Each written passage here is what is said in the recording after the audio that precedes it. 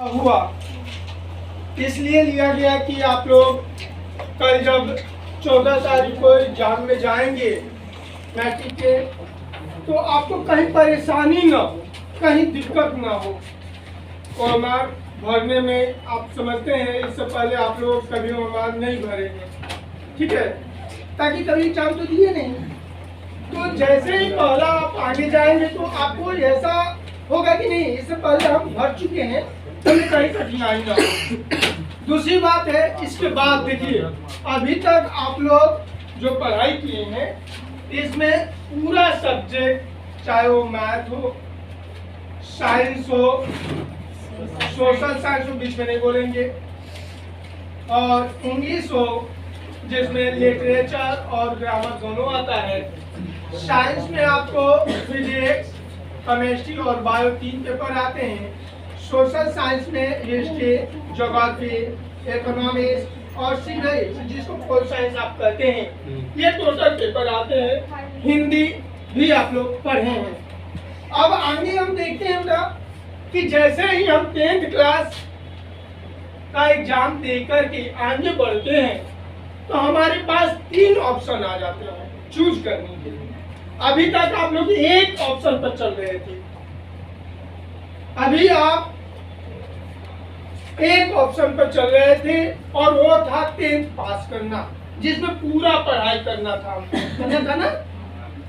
लेकिन अब आपके पास 3 ऑप्शन आ चुके हैं चूज करना था कि कौन ले, आर्ट्स, कॉमर्स और साइंस। लेकिन हम सभी जानते हैं कि हमें वही सेक्टर चूज करना होता है, वही लाइन पकड़ना होता है जिससे हमारा आगे अच्छा हो ना। मान लीजिए हम पहले अगर नहीं सोचेंगे, पहले नहीं समझेंगे इस विषय पर, तो एकाएक जब हमारे सामने वो आ जाएगा तो फिर सोचने का तो समय रहेगा नहीं। और देखिए, हम लोग कोई भी हो ना, तो हम आपको विद्वान बनाने के लिए पढ़ाते हैं और नहीं आप पढ़ते हैं। जो भी फैक्ट बात है हम आपके सामने रख रहे हैं। हम आपको आपके रास्ते को अच्छा बनाने के लिए, ताकि आप जहाँ चल रहे हैं, आप सभी का एक ही उद्देश्य होगा कि हम पढ़ लिख करके एक अच्छा सा जॉब प्राप्त करें। क्या किसी का ऐसा उद्देश्य है कि हम प्रकांड विद्वान बने? ताकि विद्वान तो कोई नहीं है बेटा। अगर साइंस सेक्टर से वो जा रहा है, समझेंगे, ताकि दोबारा ये पॉइंट आपको कोई बता नहीं सकता है, नहीं बताएगा। अगर साइंस सेक्टर से चलते हैं तो कॉमर्स और आर्ट्स सेक्टर को छोड़ देते हैं, तीनों तो पढ़ेंगे नहीं, तो विद्वान तो हुए नहीं ना। विद्वान तो एक ही सेक्टर को हुए। आगे आप पोस्ट ग्रेजुएट करेंगे तो भी एक पेपर हो जाएगा, आपका एक पेपर हो जाएगा, उसके आप महारथी होंगे। लेकिन हमारा मेन उद्देश्य है कि आपको यथाशीघ्र, जल्दी से जल्दी, किसी के माँ बाप देखो इतना राजा नहीं है कि बैठा करके आपको विद्वान बनाना चाहता हो कि नहीं हम करोड़पति हैं बेटा, तुम पढ़ते रहो जिंदगी भर। कोई है ऐसा हाथ उठा सकता है कि हमारे माँ बाप हैं? सर, हमारे भी माँ बाप ऐसा नहीं है। वो भी कहते हैं कि बेटा जल्दी से पढ़ो और 2 पैसा कमाना चालू करो। बोलो, यही ना सबका है? किसी का ये उद्देश्य है कि नहीं सर हम पोस्ट ग्रेजुएट करके उस सब्जेक्ट में महारथी, भले हमरा कमाए चाहे ना कमाए? ऐसा कोई नहीं है बेटा। तो हम कौन सेक्टर चूज करेंगे? यहाँ पर पॉइंट हम 3 थे। 3 ऑप्शन में फर्स्ट ऑप्शन हमारा आता है आर्ट्स, जिसमें हमारा 45% स्टूडेंट एंट्री कर जाता है। और ये स्टूडेंट जो होते हैं ये केवल नामांकन ले लेते हैं पास होने के लिए, हमको इंटर का सर्टिफिकेट मिल जाए। ताकि आप भी जानते हैं कि हिस्ट्री और ज्योग्राफी और इकोनॉमिक्स पढ़ने से आप क्या करते हैं, ठीक है। दूसरा होते हैं कॉमर्स के, जिनका बैंकिंग सेक्टर होता है, राइट। लेकिन इनकी भी प्रोग्रेस हल्का होती है। आगे चल करके ये भी बैंकिंग सेक्टर में आ जाते हैं और बैंकिंग का एसएससी, बैंक, रेलवे का तैयारी करना चालू करते हैं। आर्ट्स वाले भी एंट्री करते हैं, ये भी करते हैं। लेकिन आप ये बताइए बैंक एसएससी रेलवे का जॉब आ कितना रहा है। हमारे बड़का भैया बूढ़े हो गए, रेलवे का तैयारी करते करते मोछे दाढ़ी पक गया। अब 2-4 को उनका लड़का भी है, वो बैंक रेलवे का बाबू बेटा दोनों पढ़ता है, साथ में तैयारी करता है। ताकि रेलवे 40 बरिस देता है, 20 बरिस पर शादी हो गया तो 20 बरिस का लड़का भी हो गया तैयारी करने के लिए, और साथ ही तैयारी कर रहा है दोनों। तो बैंक एसएससी का तैयारी करना है, या फिर हम आईएएस लेकर के इंटरमीडिएट ऑफ साइंस आगे लेकर के हम आगे बढ़े। अब आप कहेंगे कि सर इसका रास्ता क्या है ना। देखिए बेटा, अगर हम आईए, आप बताइए आईए में कितने लोग हैं कि हिस्ट्री का, ज्योग्राफी का, इकोनॉमिक्स का क्लास करने जाते हैं? बहुत कम है। चलो भाई, जिनको आगे चल करके बीपीएससी यूपीएससी का, अब वो भी आप देख रहे हैं यूपीएससी बीपीएससी में भी आपको साइंस वाले ही क्रैक कर रहे हैं ना। आप रिजल्ट देखेंगे आगे चल करके।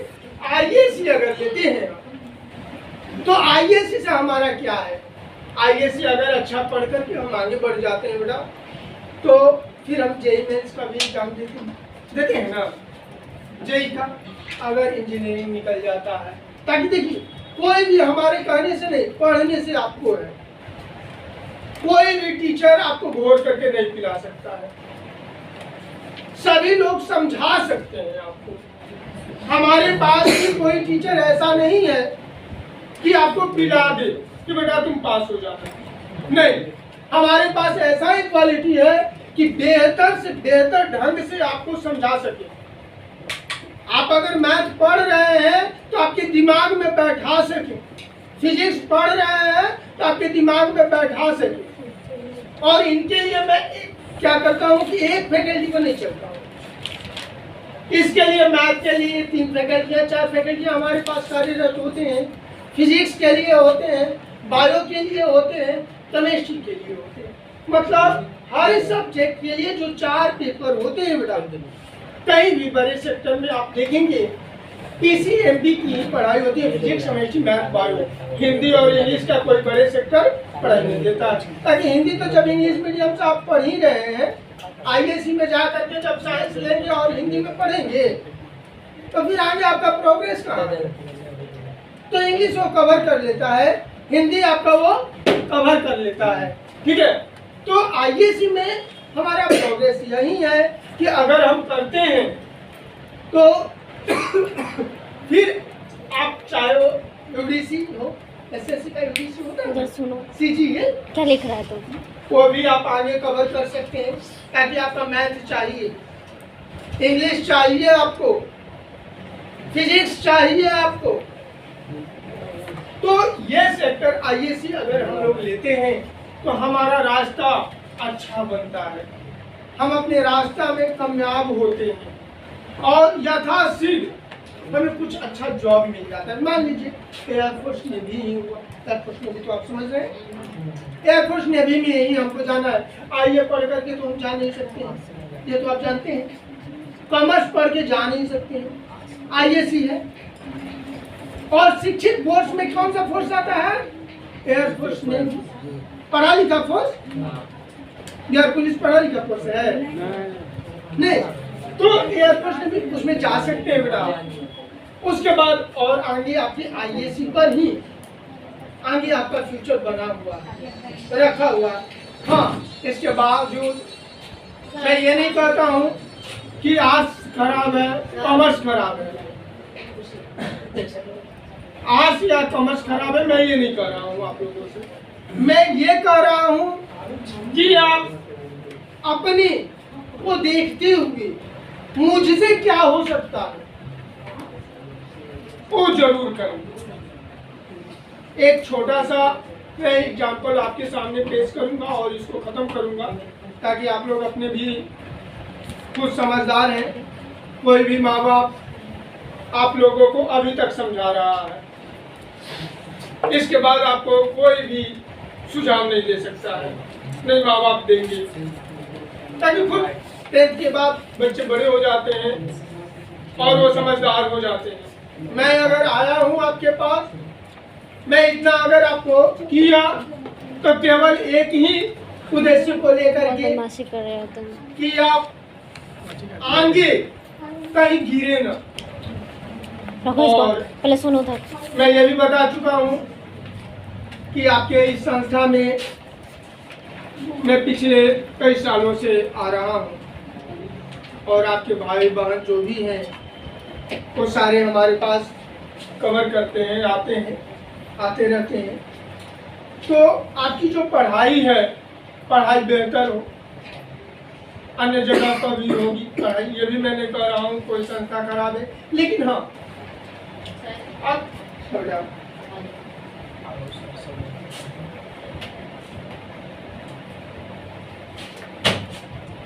ठीक है, मैं ये भी कह रहा हूँ आप लोगों को, आप कहीं पर भी सोच समझ करके, देख करके अपने कदम को आगे बढ़ाएंगे।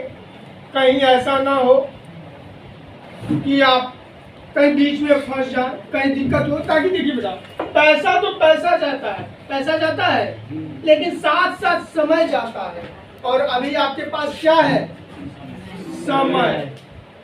आपका मूल्य समय है। पैसा 10 रुपया चला जाए तो चला जाए, समय ना जाए। बोलिए, समय चला जाएगा तो आएगा नहीं सर। तो समय को बचाना है, कड़ी मेहनत करना है।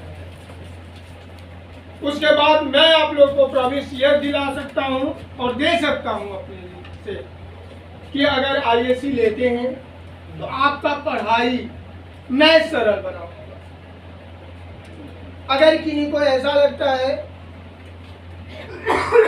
मैथ हमें नहीं समझ में आता है, फिजिक्स नहीं समझ में आता है, बायो नहीं समझ में आता है, टेंशन मत लीजिए। ये सारा तो आप ऐसे देखते ही दे दीजिएगा। ये जितना पढ़ रहे हैं ना, सब आपका आगे फॉर्मूला हो जाएगा, सब आगे फॉर्मूला हो जाएगा आपका।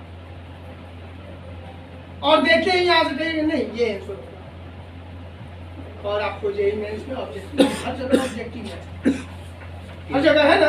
बोलिए, आप ही पढ़ते हैं कि अगर एक सर्किल है और इस सर्किल का ये रेडियस है, समझ रहे हैं, त्रिज्या, ये वृत्त है और वृत्त का ये त्रिज्या है। अगर त्रिज्या में हम 20% की वृद्धि कर देते हैं तो पूरे क्षेत्रफल में इसमें कितना वृद्धि हो जाएगा? अब तो कहिएगा कि सर ये तो बनाना पड़ेगा ना, कहाँ ना बनाएंगे इतना। देखिए, बनाइए कितनों, 20 में 2 से गुना कर दीजिए 40, और इसका दहाई का स्क्वायर करके जोड़ दीजिए, 44% का वृद्धि हो जाएगा पूरा। अब कहिएगा ये सारा फॉर्मूला बन जाएगा आपका। इतना छोटा सर हो गया ये जी। मैथ आपका इतना इजी हो जाएगा, फिजिक्स इतना इजी हो जाएगा, केमिस्ट्री तो फिर आगे आपको कहीं दिक्कत नहीं होगा। और बोलिए, एयरफोर्स में आपको ऑब्जेक्टिव नहीं पूछता है, नहीं पूछता है। आपको 10th में ऑब्जेक्टिव कवर कर दिया तो अब तो आगे क्या बात है। बेटा मन लगा करके पढ़ाई करें हम लोग, और मैं आशा करता हूँ कि आप लोग 10th में अच्छा मार्क्स लेकर के आएंगे। इसके साथ मैं एक चीज और आप लोगों को दे दे रहा हूँ। मेरे पास जो लोग आएंगे इस संस्था के थ्रू, उनको मैं पूरे फी में 70% का डिस्काउंट दूंगा।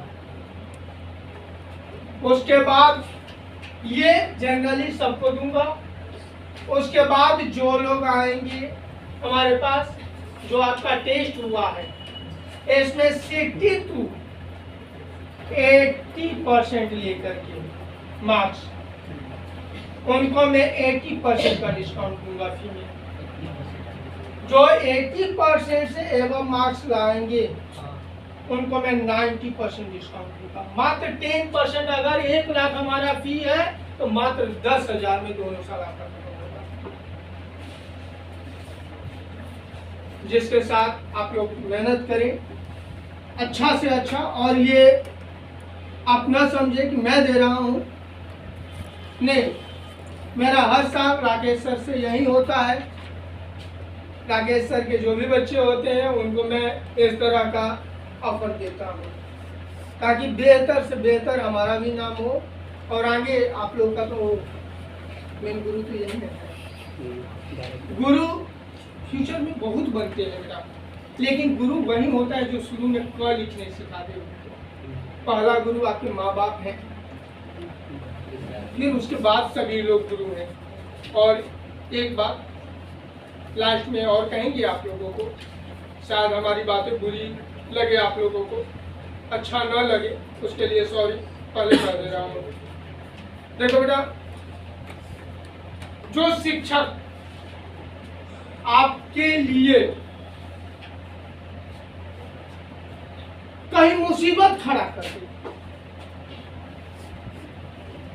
उस शिक्षक पर विश्वास करना चाहिए। जो आपके लिए इजी रास्ता कर दे ना, नहीं, मुसीबत इसलिए वो खड़ा कर रहा है कि देख रहा है कि शायद हमारा स्टूडेंट उसको पार कर पा रहा है कि नहीं कर पा रहा है। वो आपका एग्जाम ले रहा है, परीक्षा ले रहा है, वो आपको जज कर रहा है। बोलिए, अगर हम पढ़ाएं और टेस्ट ना ले, मैं अच्छा टीचर हूँ? नहीं। एक शिक्षक का कर्तव्य होता है कि वो पढ़ाए और उतना पढ़ाए कि उस बच्चे के दिमाग में एंट्री कर जाए और हमेशा उसका परीक्षा लेता रहे, ताकि आगे जाकर के बच्चा हमारा कहीं डिमोरलाइज ना हो। टीचर के पास, किसी भी शिक्षक के पास कोई भी बच्चा डिमोरलाइज नहीं होता है। माँ बाप, शिक्षक के पास अगर आप अपना शर्म देखेंगे तो फिर तो आगे नहीं बढ़ेंगे बेटा। माँ बाप के पास आप न जाते हैं, और शिक्षक के पास न जाइएगा। अगर एक बार न जाना छोड़ देंगे आप, एक बार पूछना चालू कर देंगे आप, तो शायद कहीं दूसरे जगह आपको नहीं ले जाना पड़ेगा, ताकि वो बता दिया रहेगा ना टीचर। लेकिन अगर वही न जा जाएंगे तो दूसरे जगह कहीं शादी तय हुआ और लड़कियां पूछ दी, तब तक शादी कर जाएगा ना? बोलिए कि नहीं कर जाएगा? तो कौन अच्छा है बोलिए? पहले गुरु के पास पूछ लेते हैं ताकि इनका लड़का छोड़ के ना जाए, और छोड़ जाए चल जाएगा तो क्या कीजिएगा? गुरु जी तो पढ़े में नहीं किए थे। नहीं बेटा, पूछना सीखेंगे। जो अच्छा गुरु होंगे वो आपको अच्छा मार्गदर्शन देंगे, हमेशा देंगे। मैं लास्ट में एक बात और बोल दूंगा कि देखिए, अच्छाई और बुराई बेटा दोनों एक भाई है, सभी में होते हैं। हीरा बहुमूल्य धातु है ना? उसमें भी कुछ गुण है तो कुछ है ना? अगर एक बार जीभ को लग जाए तो मर जाएगा। जहर नहीं होता है, इतना वो कठोर होता है, तो जीभ में बहुत सारे नस होते हैं और काट देता है, जिससे आप मर जाते। ये न सोचिए कि उसमें जहर है, चापिए तो मर गए, ठीक ना? ये है ना? तो गुण और अवगुण एक शिक्षक में होता है। ये मैं नहीं कर रहा हूँ, हम में भी है, हम भगवान नहीं है, हम में भी कहीं अवगुण है, सर में भी है, आप लोगों में भी है, ठीक है? लेकिन आप गुण को, क्वालिटी को लेना सीखिए। जब कीजिए, जब लीजिए तो क्वालिटी लीजिए ना, अवगुण को छोड़ दीजिए ना, तो आपको ऐसा बनना पड़ेगा। चलिए, तो हम लास्ट में आप लोगों से प्रॉमिस लेंगे कि हमारे बातों को सार्थक कितने लोग करेंगे। अगर हाथ उठा करके बता सकते हैं तो बताएं कि मेहनत करेंगे हम आगे फ्यूचर में। सारे लोग फ्यूचर में मेहनत करेंगे, ताकि सर का नाम आगे बढ़ाएंगे। चलिए, हाथ नीचे कर दिए। चलिए, थैंक यू।